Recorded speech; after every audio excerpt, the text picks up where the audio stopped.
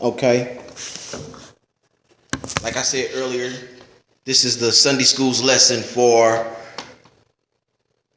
December the 6th, 2015. And the name of this lesson is called The Lord's Day. All right. And we're coming out of the book of Exodus 20 and starting at 8. And what it says, remember the Sabbath day. This is God speaking. He says, remember the Sabbath day to keep it holy. 9. 6 days shalt thou labor and do all thy work. 10. But the seventh day is the Sabbath of the Lord thy God. In it thou shalt not do any work, you, nor your son, nor your daughter, nor thy manservant, nor thy maidservant, nor thy cattle, nor thy stranger that is in thy gates. It says, for in 6 days the Lord made the heaven and the earth, the sea, and all of them that are in it, and rested on the seventh day. Wherefore the Lord blessed the Sabbath day and hallowed it. All right. Now, keeping the Sabbath day, that was the fourth commandment of the 10 commandments. And God say, I'm going to sanctify a certain day unto myself. You got the first day, second day, third day, fourth day, fifth day, sixth day. And now we're at the seventh. And God rested on this day. And he sanctified this day. And this day was set aside for the children of Israel. And as it explains here in Exodus, he say, you're not supposed to do no work. Your sons are not supposed to do any work. Your daughters, nobody, not even your cattle. Now, when it says in thy gates, see, it's a different time now than it was back then. See, because back then, when it's saying in thy gates, see, back then they had what was like a curfew where at a certain point of time wasn't nobody on the streets but the police or thieves. So that's why when we read the Bible, we'll see in certain areas where it'll say that someone that was a stranger came to the town and they end up lodged at someone's home. So a stranger could just be passing through on the 6th day. And on the 7th day, they'll tell him, hey, look, man, you got to stay with us. You can't go nowhere. You can't do nothing. All you can do is worship God on the Sabbath day. Okay. All right. Now, this that we read in Exodus 28 through 11. Okay. It's a stimulation of back in Genesis after God did the creating of everything. Mm-hmm. That was in Genesis 2, 1 through 3.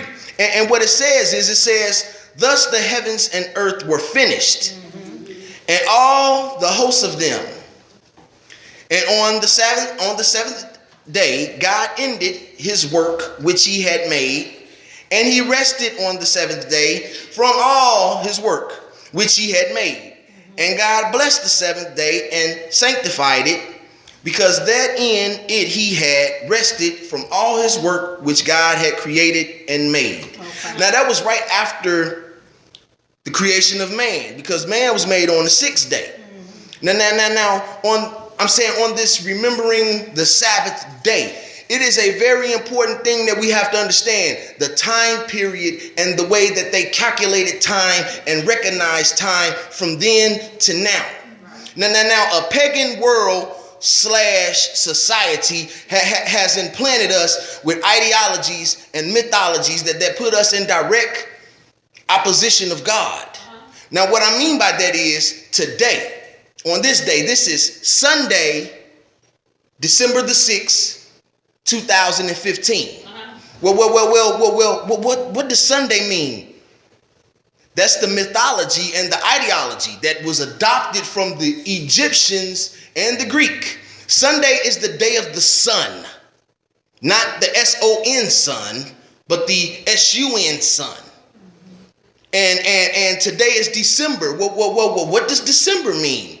Well, December is actually the 10th month of the year according to the calendar of that period. Okay, and now the different types of calendars. Well, the Moses calendar that they went off of a calendar that was called the lunisolar calendar. I'm sorry. And what the lunisolar calendar was, it was based off joint actions from the moon and the sun.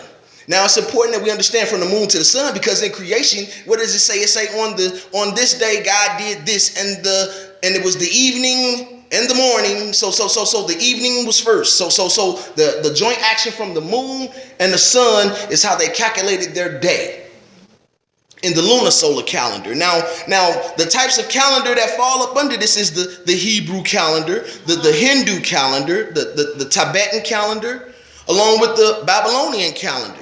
Now the Hindu calendar, that's a popular calendar that, if y'all remember a little while back, the world was supposed to end because of the Aztec calendar, and the Hindu calendar ended at this date. Well, this was a calendar that was made around the 5th or 6th century. And they credit this calendar to a lot of so-called prophecies, because on this time at this day something was going to happen, and in a lot of cases something did happen on those days, but the world didn't end at the end of their calendar. Now with all of these different types of calendars that I named, they all have a reference or some kind of way of acknowledging a rest on the seventh day. Whether it was a Hebrew calendar or a Tibetan calendar, it's still on the seventh day had something instituted in it that made us aware or conscious of a higher being other than thyself, because everybody didn't believe in the one true God. You had other gods that they believed in as well, such as our day, Thursday. Where do you think we get Thursday from? Well, that's the Greek god Thor. See, so all of these days and all of these months that come up, it comes from Greek gods and Egyptian ideologies. And why do you think some people live their lives basing it off of what? Their horoscope. Because of the alignment of the stars is going to predict whether I'm blessed, whether I'm cursed, whether I'll meet my mate, or whether I'll have a good day. It's based off the stars. That's the mythology that these people had. Now, moving along, we're talking about the calendars. Now, later on, as the story goes on, there's constantly working and they're doing things with the calendars to where we get to the Julian calendar, that's accredited to Julius Caesar. All right. And after that, we're in our time period. Our calendar got instituted in, what was this? This was 1582, and we're under the Gregorian calendar. Now, the calendar that's on the wall, when you look at the Gregorian calendar is going to have 7 days across it, and however many days going down, starting with Sunday, because Sunday is the first day of the week. Then you have Monday, which is the moon day, and the rest of the stars and gods and planets that follow. Now, the Sabbath day, we have to keep that in mind. The Sabbath day. When did the Sabbath day change then? If we know that it was originally Saturday, when did the Sabbath day change? The Sabbath day changed during the reign of a guy that's called the late great Constantine Trent, who rose to power in around 306 AD. Now, from the time of Christ till around about the space of about 312 AD, Christians were persecuted. Over 2.5 centuries, if you confess Christ, you were on the chopping block. And they would lay in the cuts because they knew that they worship on a certain day at a certain time. So they would lay in the cut and they would persecute these people for over 2.5 centuries. So as the war goes on and there's a lot of bloodshed, Constantine Trent is in power. Constantine Trent says, hey, I had an encounter where I went up under this cross and this Jesus thing is real because we won the battle. How can we make this here real? And Constantine Trent instituted and made, quote unquote, Christianity the church of state over the Roman prominence. Now, I said that it's a pagan world and a pagan society that corrupts us. So these people that came to the table to meet with Mr. Constantine Trent, they say, well, we're tired of the bloodshed. We want to have peace. How can we all get along? And so they put all these myths out here on the table. And the pagans wanted to be converted over to believing Christians. And the Christians, for some reason, allowed their ideologies in. Why do you think we have Easter? What does Easter have to do with the beating, death, burial, and resurrection of my Lord Jesus, the fertility god of Greece? But they, as they came in to be believers, they brought their ways in and they constructed this thing that we, in the modern day, call Christianity. And Constantine switched it. He made it a state decree that we'll no longer worship on Saturday, but we'll give homage to the sun god. I forgot to mention that Constantine Trent had a wife that helped push him along in these pagan beliefs and pagan ways that he passed the laws on. But we'll give homage to the sun god. And from that time to this time, the church will still come into the sanctuary on Sunday. On the first day, God said keep the Sabbath day holy. You nor your kids nor your servants and nobody work on this day, which is the Sabbath day, the day of Saturn, which is Saturday, I'm sorry. Now, as we're remembering the Sabbath, let's go to Exodus 31. 31 and what's this? 12. 31 and 12. This is around the time of Moses again, and God is telling Moses what to do. He say, and the Lord spoke unto Moses, saying, speak thou also unto the children of Israel, saying, verily my Sabbath ye shall keep. For all signs between me and you throughout your generations, that ye may know that I am the Lord that doeth sanctify you. Ye shall keep the Sabbath, therefore, for it is holy unto you. Everyone that defileth it shall surely be put to death. For wherefore doeth any work therein, that soul shall be cut off from among his people.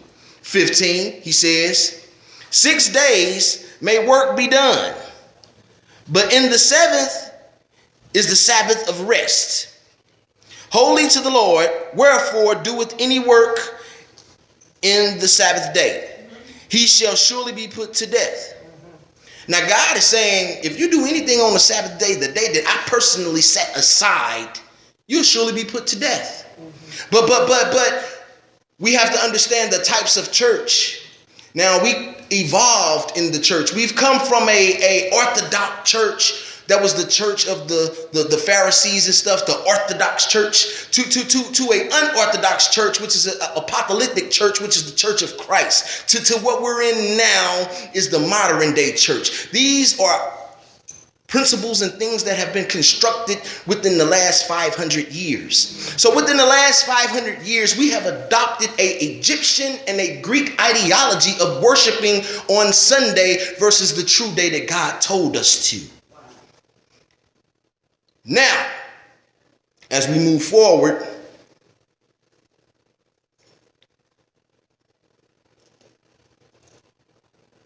on the Sabbath day, they came to Jesus. Jesus healed the man's hand. And they say, hold on, man, wait a minute. What are you doing, man? You ain't supposed to be doing nothing like that. And I don't have the scripture right here, but we know the story. And Jesus say, hey, look, you could call this work if you want to, but if you're helping someone or you're edifying the kingdom, then it's fine. So if you was to go over to your grandma's house or something like that and wash her dishes on a Saturday, then God is saying you're moving the kingdom forward. You're edifying, that's fine. But if you're doing it for gain or your own personal moving forward, then that's the abomination that you'll surely be put to death for. Whether it's a physical death, whether it's a spiritual death, or whether it's a mental death, you'll surely be put to death if you don't keep this Sabbath day. And with that, I can close. Amen.